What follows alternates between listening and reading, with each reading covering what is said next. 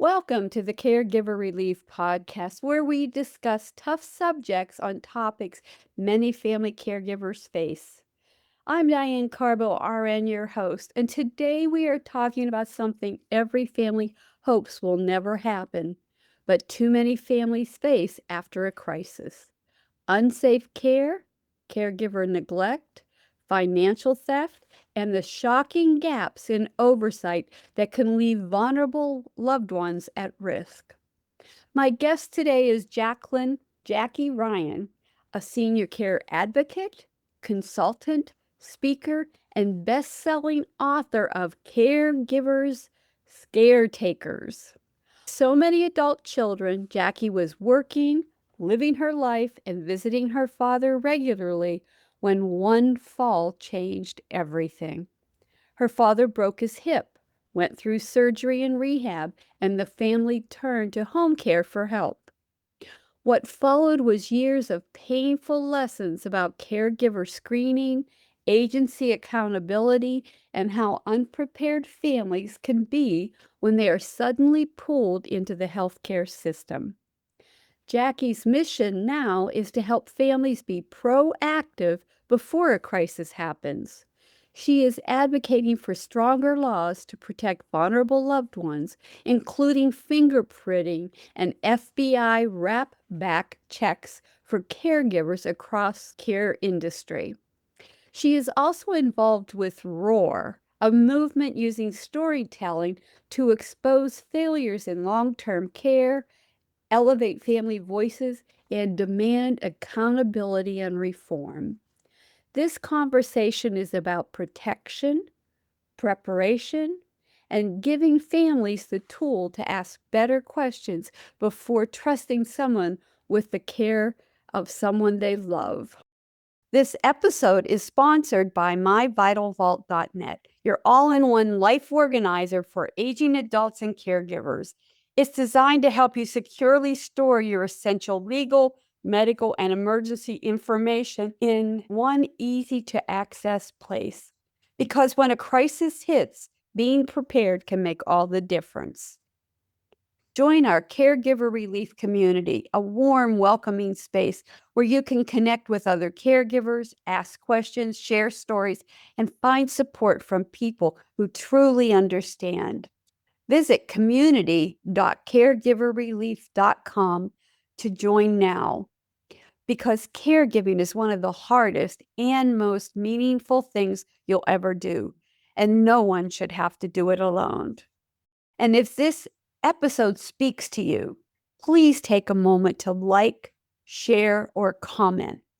Every click helps us reach more caregivers who need encouragement, resources, and hope.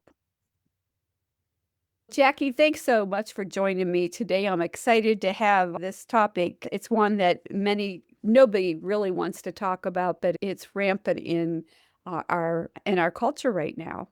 Yes, Diane, thank you for having me on your show here. It's none of this caregiving is happy, but it's a necessary conversation we all must have.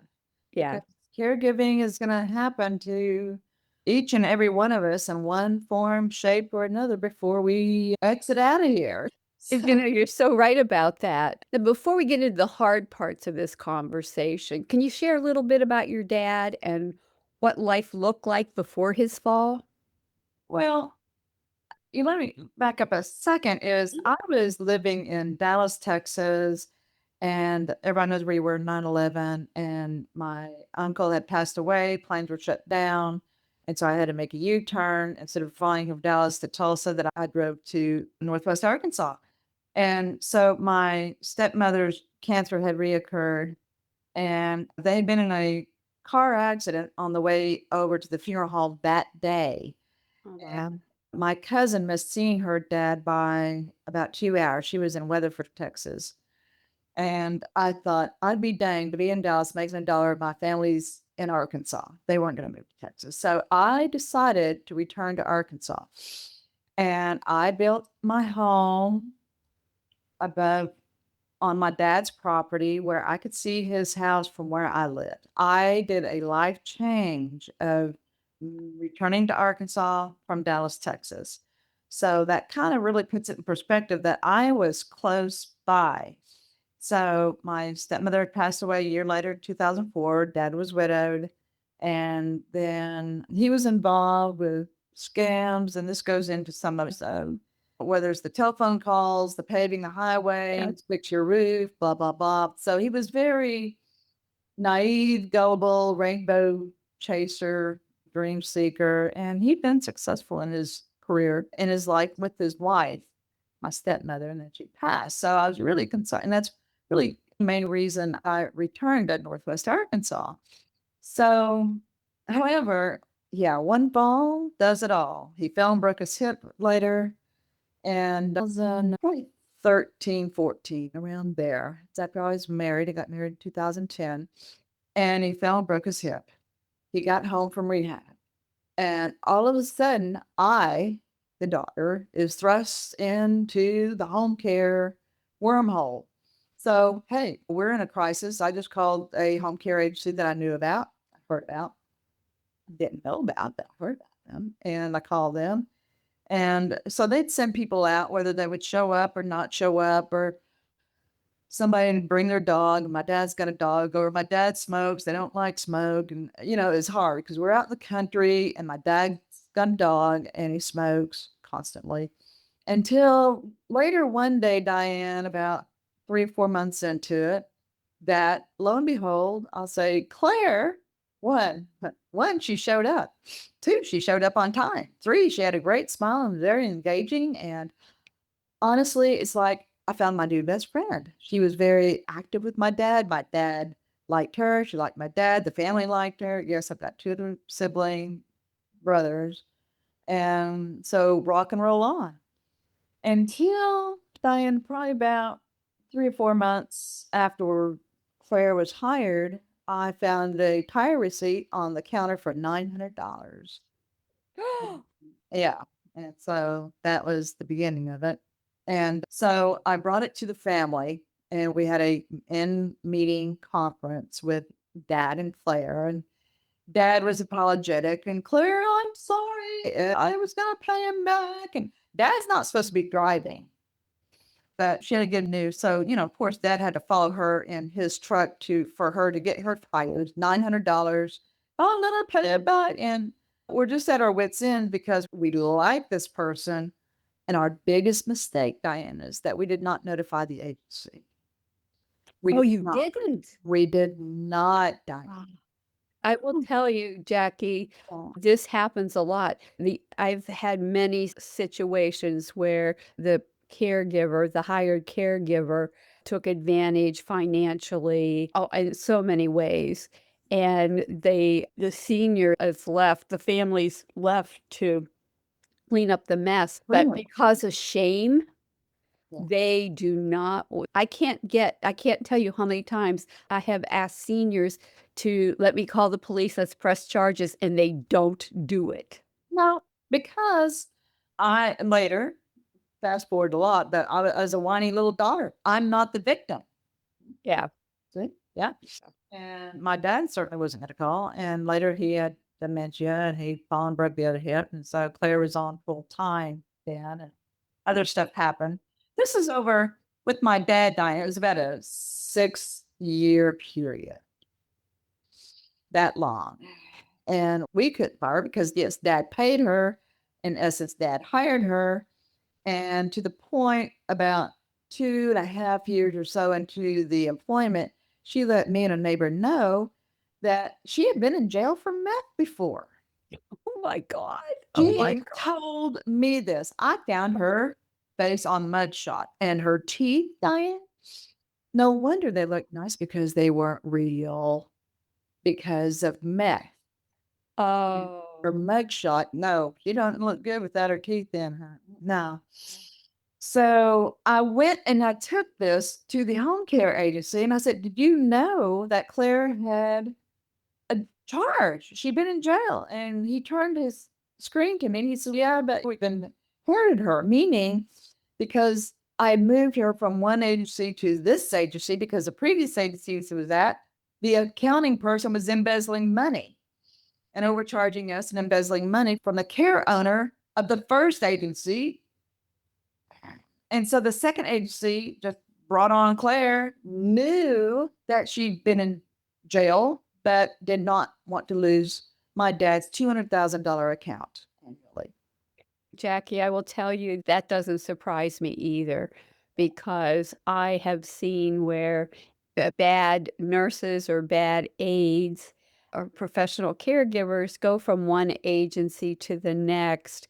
And it shocks me that they're supposed to have background checks and stuff, but the agencies, they have problems keeping and help and finding help. So they put themselves in these situations where they it's all about finances. And if they have a caregiver who's got a, that works with the family, that gets it to get a job, keep the income coming in, they don't want to lose it. And we have a lot of unsavory or unethical home care companies. Now, these are the unskilled care companies. These aren't the ones that are skilled, which you bill Right. Medicare, but there's plenty of fraud through there too. Yeah. But what we have right now is a situation where it's private pay for you, and they charge the home care company charges 50 to 75% above what they're paying that person to be in there. So that's a big chunk of change. Oh, And it's really allowed for terrible things to happen. And the other situation is that the senior that is receiving that care is so happy to have someone to take care of them that they will tolerate a lot of unwelcome things like the finances, or they'll pay them extra just to keep them because they don't want to be alone. yes. So on some of those aspects, Diane, it's like I've got a saying, raise the bar on caregivers will raise the bar on the quality of care. Yes. And so in the state of Arkansas, caregivers are not required to be fingerprinted. They're not. Wow. Yeah, seriously, they're not required. And okay, you've been here 5 years in Arkansas, you don't have to have a background check. Yeah, seriously. Who So, makes these rules? Oh, our government policy makers must be idiots. oh yeah, and then this is why I was close to getting a Senate bill passed last year in the state legislation of Arkansas, Senate Bill 120, from a senator. And this is a quick process, I'll tell you. So there's a family health committee. So it goes to the Senate committee. Okay, it passed there. And then it goes to the Senate floor. It passed on the Senate floor. Then my bill, which would require fingerprinting, background checks. And yes, the Department of Human Services was there. He heard my story. And then the bill went to the House committee, which I was not there. I was not invited there. I was out of town anyway. And the chairman said, I know a little something about this Alzheimer's, and I wouldn't vote for this. Yeah. And he called for, he just says yays and nays, and bill fails. And he called on DHS. That's why I've mentioned that. He called on DHS, and the DHS guy said he didn't know of any stories. He flat out lied. And I emailed him. I found his email. I emailed him, I'm sorry for what happened to you, Jacklyn, blah, blah, blah. Man, it's like undue red tape regulation on small businesses. That was the bottom line. Well, I'm in real estate, and this is the deal, Diane. I'm in real estate in the state of Texas, state of Arkansas. I have been fingerprinted and background checked. But these people who make 10 to 14, maybe $15 an hour, maybe even as an independent contractor, not as an employee, then you Yeah. can lucky two blues, come into your home. And when these people are making 10 to 14, 15 an hour as an independent contractor, they might feel entitled. They might feel entitled to shop around in the house, you think? Yeah. And that's what happened to my dad. My dad was financially employed for over $100,000. You say, oh, Jackie, well, he paid off her seller finance mortgage of about $33,000. He's buying her cartons of cigarettes. If you want to smoke, Jack, you can smoke, because she wanted him to buy cigarettes so she would have a carton of cigarettes. Yeah, she smoked right along with him. And she threw me under the bus because I started dogging her, started finding out what's going on. And I couldn't get her fired. She turned, this is 6 years crammed into a few minutes here. She turned my father against me. Like I mentioned, I moved to be close to my father. I could see my father's house from where I lived. Yep. In the last year of his life, the year before he died, I found 3 receipts totaling around $300 of groceries that another caregiver said walked out the door. He's a skinny man of 88 years old now, skinny man, and he doesn't need $300 of groceries in 3 weeks here. And I text Claire, "Do you have enough groceries now?" No response. Bad answer. No response. And within a month's time, Diane, that I know what happened. She called the attorney, had my dad on the phone, convinced him I was going to be after his money and put him in a nursing home. And the attorney removed me as his health POA. I was not even financial POA, health POA. Removed me as his health POA when I could see his house from where I lived. Yep. Later, he fell under the caregiver's watch, not that one, but another one. And he called me. I was down there immediately. I sat there for about an hour and a half or 2 waiting on I call it my mother's son to show up. He finally did. And the nurse, I asked my dad, I said, "Why did you remove me as your health POA? I would have had you at the doctor's 2 hours ago." He says, "You were after my money." I said, "I don't need your money." "Well, I know that, but yeah, okay, forget about it." So dad, he didn't pass away till about a year after that, short of a year after that. And but I did call the agency. And no, this is after he fell and broke his elbow a different time. And these people, like I said, they're getting paid around 14 an hour when the agency is getting paid $25, $30 an hour. Yes. Yes, like you're going back to your point there.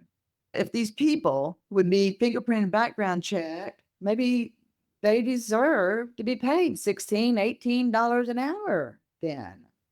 Yes. Well, and the Medicaid does not reimburse very much. And so then they're just totally out that way.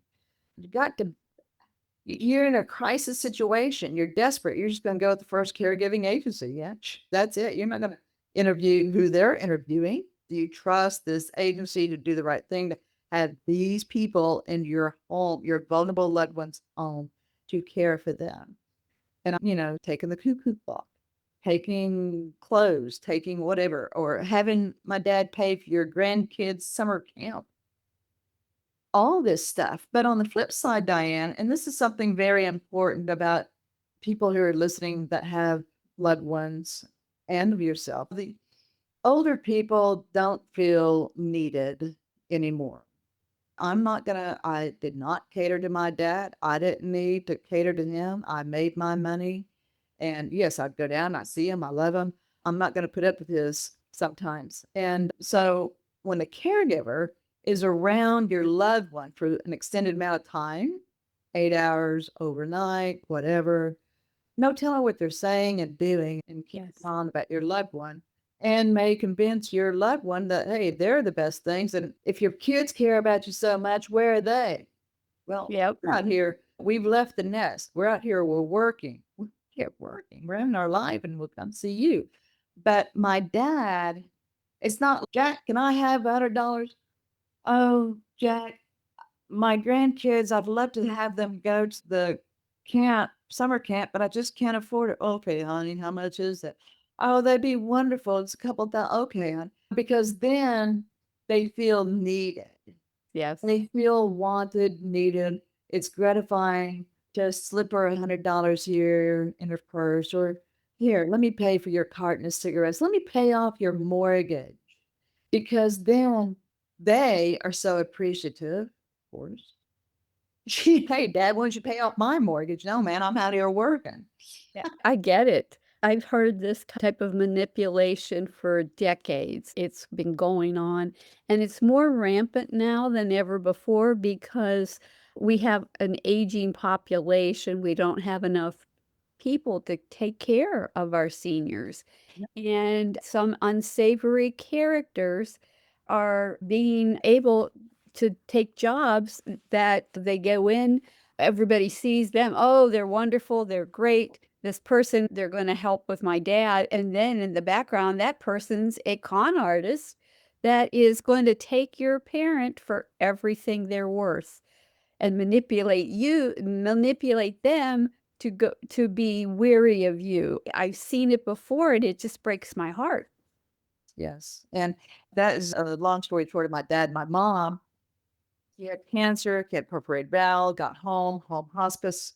I hired yeah, of course, yes, mom paid, but yes, I found a different care agency. They sent somebody out and I had to clean out the toilet the second night, and then I had to call a plumber the third night. God, Oh, no. what is this? So I fired that one. I'm not putting up with this kind of stuff anymore. So I fired that one. And I opened up the medicine cabinet, Diane, and mom's Oxycontin and hydrocodone were missing. Oh my god. And so I told the other agency this. And of course, they were charging mom $30 an hour because she's bedridden, blah, blah, and all this. And I said, no, I want some compensation. This is ridiculous. And so they wouldn't do anything until, yes, I did file a police report.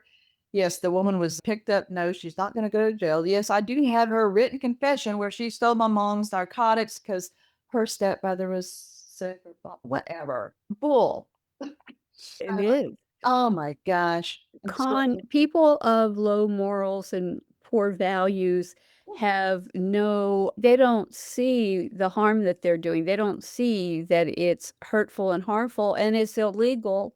They justify it in their minds as it's a good thing to do because they're helping their family member, I as they're know. stealing from yours. The Claire I told you about, she had God bless this house, placemats. She just did Oh, everything. yeah. She just played it all. And, Yeah. but on the flip side, she was putting the other caregivers down. We went through, it's good to have three caregivers. Yep. Sprinkling around on two. And why? Because then if you got two, one backs out, then you're down to one. You got one or two, and they got to have overtime, time and a half. Yep. Yeah, it's all money, money, money, money, money. I mean, this one particular home care agency, they went from leasing a place to, yes, buying a nice brick individual building and have a fleet of transportation cars now, vans and all this stuff and everything, and growing and doing and having it. And, but Diane, the book, Caregiver Caretakers, is not only my story. And like you, there's so many stories out here. My book has many other different people's stories and different circumstances and how it came about or what happened. And I tell you, one of my friend's nephew was Shane, what are you doing? Well, I'm cutting up jewelry. Where'd you get that? I stole it from the caregivers. Well, where did they get? Well, they stole it from the old people. Oh, Just a thievery circle going around here. This dude stole from the it's caregiver. everywhere. Yeah. I have a good friend whose daughter-in-law had a dad in Florida in a nursing home, and he passed, and they were living in Vegas, so they flew in overnight to get to their dad's assisted living and clean it out, and they found that everything had already been gone. His scooter was taken. His expensive wheelchair that he had was taken. His nice clothes were taken. And it turned out, as she reported it to the police, and it turns out that the assisted living administrator and the people that worked in there let this lady in who took all these things and resold them. It's just incomprehensible to me. People are like vultures, and And so why was the administrator not held accountable for that? I'll tell you what, there's a lawsuit involved right now that hopefully that place will be shut down. Those kinds of people will pop up somewhere else, providing the same services and care. And that's the thing. You've got to qualify. So you mentioned, yes, in my book, it's called FBI Rat Pack. And Yeah. what does that mean? So of all things, I came across it in 2019 when I was renewing my real estate brokerage license in the state of Texas. Like, what is this? And why is this? It's just some extra paperwork. And what it is, Diane, is an ongoing real-time background check on the realtors in Texas. And why is that? I guess because there have been a lot of fraudulent people dealing in real estate in Texas. Okay.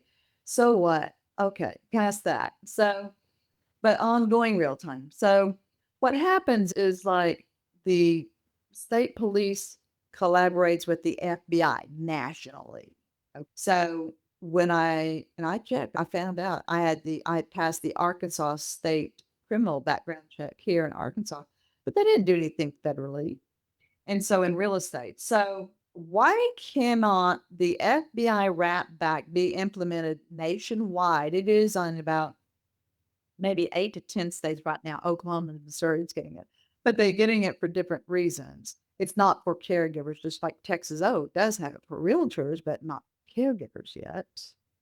And so, for instance, and what this means is, okay, so you're in Florida, right? No, I'm in Myrtle Beach. I'm sorry, yeah, Myrtle Beach. Okay, okay, let me just use my Northwest Arkansas area. Northwest Arkansas, we're an hour away from Tahlequah, Oklahoma. And so, say if Missy leaves the Meadows home agency and goes for a weekend over in Oklahoma, goes party or whatever, gets busted for meth, right? Meth drugs she's probably gotten from the home agencies or from assisted living places. She gets busted in Oklahoma. She gets bailed out. She goes back to work. The employer doesn't know anything about it, right? Yep. Okay. So, what would happen with FBI wrap is that the Oklahoma State Police notifies the Arkansas State Police, and then the Arkansas State Police would notify the employer. Not that they've been convicted, not that any trials, nothing's happened, but just to let the employer know, oh, Missy was over here a month ago on a weekend. She got busted for drugs. Just let the employer know. Of course, the employer may let them go, but otherwise, the employer has this meth head drug abuser employed at wherever until when? You know, I learned decades ago that in Pennsylvania, the agencies would hire people. Now, we did have background checks in Pennsylvania, but they would hire them before and put them to work before the background check came through. And we really have a serious situation here. My concern is here's what your father had somebody to oversee him right there in his neighborhood, right in his backyard, and this occurred. I worry about the solo agers and the childless couples who are going to be at the mercy of these kinds of individuals. And I know you're advocating for stronger laws to protect our vulnerable loved ones. What changes do you believe are the most urgently needed, and do you see any hope for it in the next decade to happen? Oh, it better happen. I am frantic. I am frantic, Diane, because I am a childless person. And yes, and not, oh, I don't want my kids to take care of me. No, you don't. But then what? And I've come up with, what's your exit plan? We've got to have fingerprinting and background checks. It's really as simple as that. And Yes. so that's part of the question, people, when you're interviewing a caregiver or a home care agency, have your people been background checked, fingerprinted? When was the last time they were background checked? 3 years ago? Not good. Not good enough. And these people come out to your vulnerable loved one's home and you just trust everything's okay. And it's not, man. They're back there snooping around in the drawers and looking to see what they might want to take home with them. I always recommend you never have them bring in the mail, have the mail forwarded to your house. I encourage you to put all valuables in one room with a locked door. There are things that I encourage because I've seen this happen so much before. And it's really, you have to literally pack things up and put them and just have the bare minimum. You don't want important papers that they can steal your identity. You don't want them to see the credit cards. And that those are steps that you can take that I encourage my listeners to do when they're going to have someone in the home because and the other thing is you need to have someone who's overseeing the banking or the finances, or you just take all that information out of the house where they're going to be and don't allow anybody to have access to it. There are steps that people can take, but they don't. Jackie, for families listening right now who are already has a caregiver in the home and suddenly feels worried, what is the first practical step they should take? If you've already got a caregiver, okay, so let's clarify that. If you've got an individual caregiver, maybe that's somebody that you've known, maybe somebody you've vetted yourself, or don't put them on alert, but you can find a casual way to say, how have you gotten into this business? And I heard this episode. Have you ever been fingerprint background check? Put it off on something else, not to raise any red flags. Once the red flags was raised with Claire, that's when she really started throwing me under the bus and turning my back. Yep. Yep. I had no idea until it was too late. So we don't want to raise red flags because your daddy might like Lisa that comes in and checks on him and stays with them. But what if, how do you know Lisa's not ripping your daddy off? So, I have seen yeah, I've gone in unannounced to homes when I did care management for clients and to check on the agency aides, and I can't tell you, I've caught them doing laundry, laundering. bringing their laundry to the house and doing it there. I've caught them taking food out of the freezer That's right. or stealing booze. All the time, everything. All the You have above allowed happen. this Yes. thing to come into your vulnerable loved one's home. Yes. And this is the big quandary, Diane, is okay, Lisa's been ripping your dad off. You want to get rid of Lisa, but then your dad's like, you get rid of Lisa, I'm cutting you out of the will. Yep. Yep. Yep. Because your dad has fallen in love with Lisa, even though he's not going to marry her. Yeah, Yeah. there you go. Yep.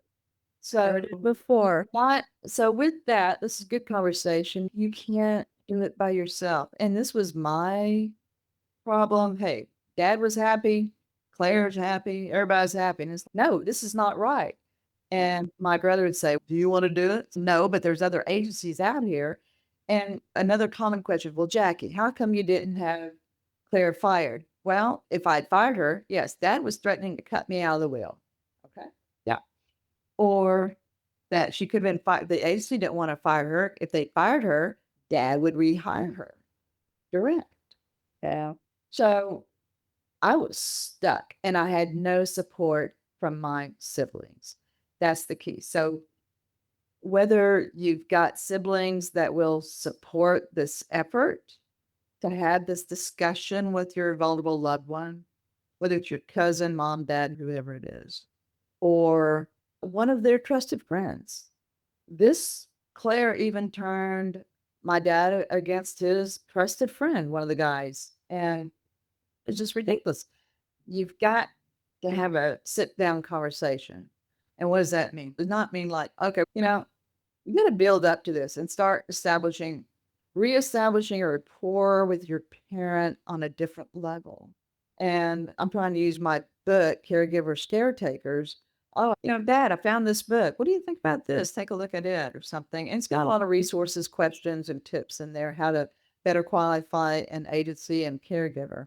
But to find a resource, even your website, Diane, Caregiver Relief or something, find something to clue them of we need to have a discussion. Start throwing some stuff out that way to start having a discussion. You can't just sit down and have a discussion. They're going to be defensive and red flags and throw you out and threaten to cut you out of the will. One of the things I really strongly believe is the family caregiver is the single largest pillar of the long-term care industry. They provide $1.1 trillion of unpaid care. They are expected to do tasks that were once done by healthcare professionals. So they are this decentralized group of people that are providing the massive amount of care to our seniors. And for those that don't have a family caregiver, they are dependent on these agencies. And we have got to, as a group, I can tell you, I've heard politicians that are saying, yes, we're going to support the family caregiver. We're going to put things in place. And I could tell you, my site's 20 years old, and I I actually just recently took down a page about Hillary Clinton, her and Bill, and what they were gonna do for the family caregiver, and they talk a good game, but they do nothing. And your experience that you had, you got so close, Mm, and then they dropped the ball. yeah, We as a group have got to find a voice and to step up and demand that we have these things addressed because it's not safe out there otherwise. it's not safe. And that leads me, I know we're running short on time, Diane, Yeah. to roar for long-term care. So Yes. Susie Sierra Carter, I am the Arkansas walk leader. If anybody wants to be a walk leader in the state of Arkansas, contact me. Info@caregiverscaretakers.com. Let me spell that out because I know people get confused with it. Caregivers, Caregivers, Scaretakers, Scaretakers. It is one S in the between for caregiverscaretakers.com. Info@caregiverscaretakers.com. But Susie is working on a national movement, and I'm one of 22 states involved with ROAR. ROAR stands for Respect, Oversight, Advocacy, and Reform for LTC. The number 4, LTC.org for long-term care. And her experience was with nursing home. Mine was with home care. We couldn't get on the same page until she named it for long-term care because all of us are going to have a long-term care in one shape, form, or another. I know And that has got to include assisted living. all of it. All of it. Jackie, I appreciate your time today. To my listeners out there, I just want you to know we will have a link to Jackie's book and a link to the ROAR organization so you could learn more about that. And to the family caregivers out there, you are the most important part of the caregiving equation. Without you, it all falls apart. So please learn to be gentle with yourself. Practice self care every day because you are worth it.